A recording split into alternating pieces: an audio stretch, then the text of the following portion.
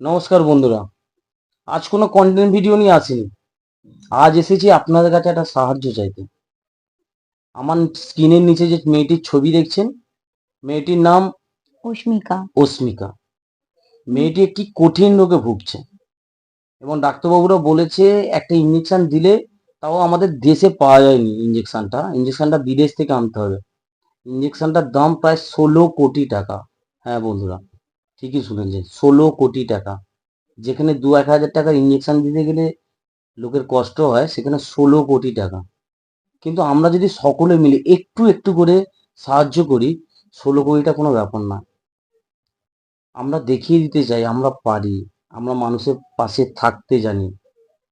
আপনারাও সাহায্য করুন, আপনাদের সাধ্যমতো চেষ্টা করুন।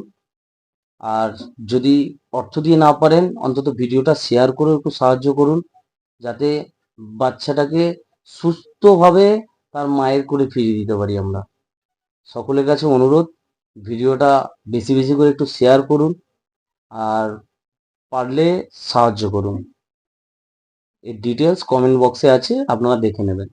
নমস্কার।